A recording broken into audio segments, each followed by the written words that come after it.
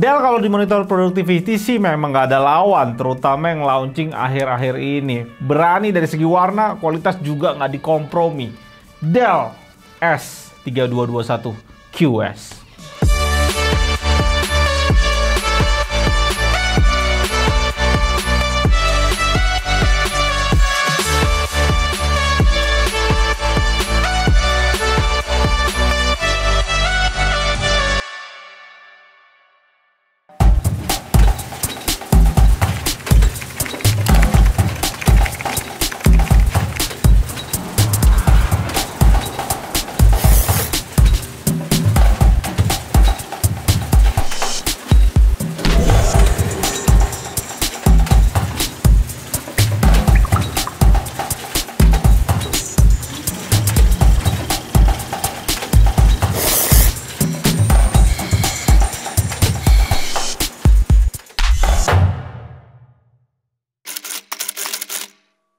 Selamat datang di GTD channel paling canggih di 2021. First impression pas pertama gua angkat dusnya, buset, ini di dalamnya ada batu bata apa gimana? Berarti bener-bener nggak wajar, bahkan lebih berat dari monitor 34 inch yang biasanya kita review. Kerasa banget di dalamnya ada sesuatu yang padatnya itu luar biasa. Ya, pas dibuka dan kita pegang stand monitornya, nah ini biang keroknya. Beratnya beneran nggak wajar. Plus, panelnya juga beratnya nggak main-main. Gue tes timbang, berat monitor ini totalnya 10,6 kg. Buat kalian yang punya meja goyang-goyang dan consider mau beli monitor ini, please ganti meja dulu. Bisa-bisa tuh ambruk ya pas tuh taruh di meja yang goyang-goyang. Kan sayang, soalnya monitornya cukup mahal. Ergonomic stand di monitornya cuma ada tilt dan head adjustment aja. Kualitasnya super kokoh. Desain monitornya udah desain baru dari Dell. Kode belakang ini 21, ini nunjukin bahwa ini model terkini buat tahun 2021. Walaupun sebenarnya monitor ini udah launch dari 2020 kemarin kalau gue cek di display specification. Desainnya ini juga sama persis dengan adiknya, desain adiknya di S2721 QS yang sebelumnya udah pernah kita review. Backnya didominasi warna putih dengan tekstur khas Dell yang enak banget dipegang maupun dilihat. Dikombinasikan ke depan jadi warna hitam full. Ada aksen juga warna silver di kaki dan standnya yang ngeblend semuanya jadi satu. Cakep secara keseluruhan. Panelnya ini masuk ke kelas yang tebel karena kalau gue hitung di bagian atas ini paling tebelnya sampai 3 cm dan masih cembung lagi ke bagian belakang. Ada face 10x10 cm yang ditutupi kaki monitornya dan bagian port udah ngadep ke bawah, cakep untuk kita pakein bracket. Portnya ada DC in, 2 HDMI 2.0 port, 1 DisplayPort 1.2, audio out 3,5 mm, USB 3.0 upstream untuk power up, 2 USB 3.0 downstreamnya. Dan terakhir kita juga bisa lihat 2 lubang speaker di bagian kiri dan kanan yang kita tes sama-sama sekarang.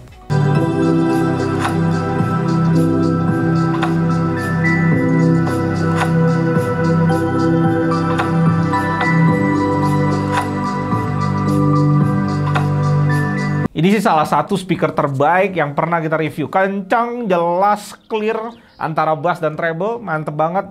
Mungkin yang bisa ngalahin ini kayaknya di BenQ EX2780 doang sih. Itu pun karena dia kasih dedicated subwoofernya. Di sini nggak ada. Tapi gue yakin lu udah puas banget pakai speaker di monitor ini. Dan yang paling penting, meja lu clean tanpa perlu beli speaker tambahan lagi. Dan kita lihat spek lengkapnya di website Dell. 31,5 inch 4K resolution VA panel curve 1800R. Refresh rate maksimumnya di 60 Hz. Brightness maksimum di 300 nit dengan kontras rasio tipikal 3000:1. Respon time-nya 8 ms di mode normal, 5 ms dan 4 ms di mode fast dan extreme. Yang udah cukup lah motion blur-nya kalau kalian main game-game AAA zaman sekarang. Untuk game kompetitif, bukan monitor ini segmennya. Support FreeSync dan G-Sync compatible juga tentunya lewat DisplayPort. Dan sekarang kita lihat kualitas panelnya. Karena ini monitor productivity, gue coba beberapa preset di monitornya dan gue temuin 3 preset yang paling worth it untuk dipakai di monitor ini. Mode standar, mode sRGB, dan mode DCI-P3. Di mode standar dan mode DCI-P3 lebih worth it dipakai karena color gamutnya tinggi hasilnya, terutama DCI-P3-nya. Di mode sRGB malah hasilnya kayak monitor 2 jutaan ya. Brightness maksimumnya di mode standar paling tinggi, kita bisa dapetin di maksimum 325,7 nits dengan kontras yang tinggi juga di 2690:1 dan white point yang rapih di putih natural di 6400 Kelvin. Di sisi kerapihan warnanya, mode standar justru paling buruk dari mode lainnya dengan 2 titik yang off banget di 5,7 delta E di kiri atas monitor. Di dua titik ini warnanya nggak akurat banget, paling rapi di mode DCI P3. Untuk kerapian brightness-nya kalau gue lihat di 3 mode ini bisa dibilang sama ya. Di bagian bawah titik-titiknya udah melebihi 10% lebih gelap.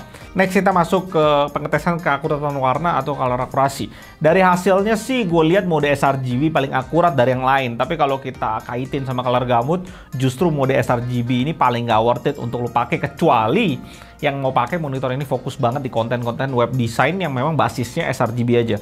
Mode standar itu cukup off ya warna-warnanya, walaupun secara average itu udah cukup akurat di 2 delta E sekian. Saran gue lebih bagus pakai mode yang DCI P3, color akurasinya oke, average-nya di bawah 2 itu cakep, dan color gamut juga tinggi. Setelah kita kalibrasi ya memang jadi rapi semua. Mode standar yang tadinya nggak jelas aja jadi rapi banget dengan average-nya turun sampai serendah 0,73 delta E. Memang lah ya, kalau lo mau profesional di warna, memang harus beli kalibrator kayak SpiderX. Kalau kalian mau beli, linknya pembeliannya ada di deskripsi di bawah. Overall rating untuk monitor ini di ketiga modenya sebelum dikalibrasi, mode standar dan sRGB di 4,0 poin dan DCI P3 di 3,5 poin dengan tone respon yang nggak terlalu bagus di mode DCI P3 ini.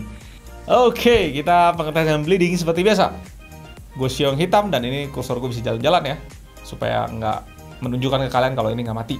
Di kiri atas kita langsung melihat bleeding, di kiri bawah kita juga langsung melihat bleeding. Jelas banget ini dua yang paling jelas. Ada glow di bagian sini, kena reflection. Ada glow juga di bagian sini, kena reflection kanan atas. Di kanan bawah ini reflectionnya sedikit. Bleeding sih nggak terlalu kelihatan ya. Dan seperti gue bilang biasanya, monitor udah kayak ngegaca untuk dapetin nggak bleeding. Dan ini monitor panel VA curve. Biasanya memang di bagian-bagian curve-nya ini bleeding ya di monitor, terutama yang ultra wide. Gue sering banget lihat di ultra wide.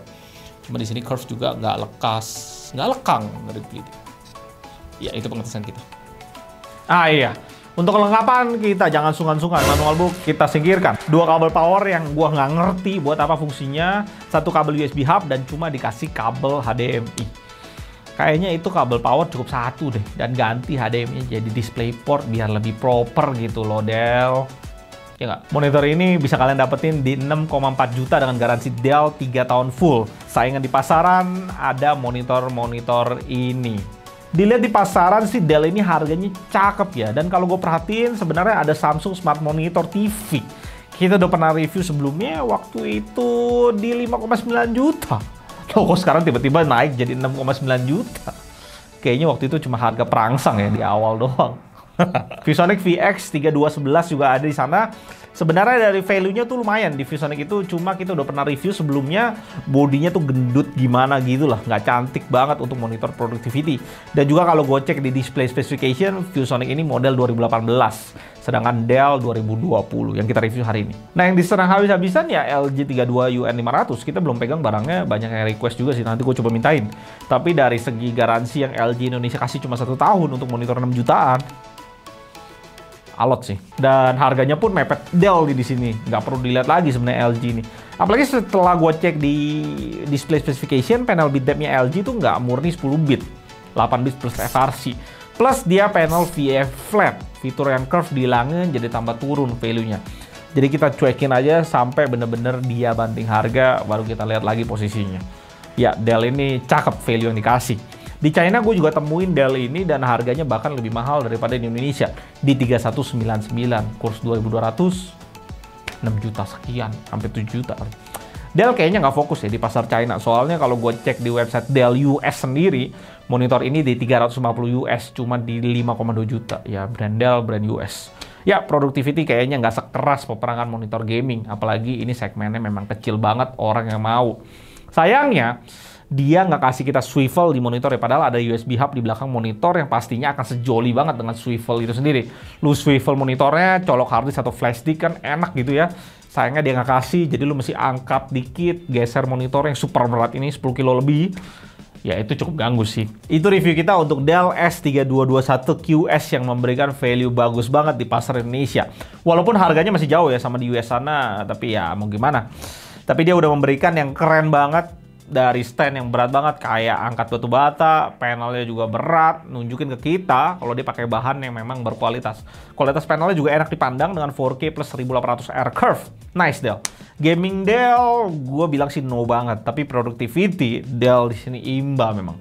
Berani dan sangar kualitasnya. Dan info terakhir yang kita dapetin nanti juga ada Dell 4K 27 inch dengan USB-C plus ergonomic stand di P2721Q dengan harga 6,4 juta. Pastiin kalian subscribe supaya nggak ketinggalan videonya. Gue Alun dari GTD, sampai jumpa di video berikutnya. Tetap canggih.